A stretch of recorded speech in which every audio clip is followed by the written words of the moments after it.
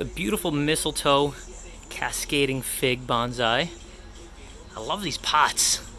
We had a couple of these pots in years ago. So I stacked these up.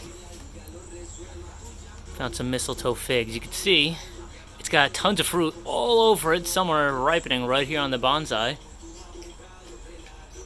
Super cool to see some of that stuff. It's a really nice cascade. It's in a pot that I could stay in for quite some time as long as you keep up with the roots.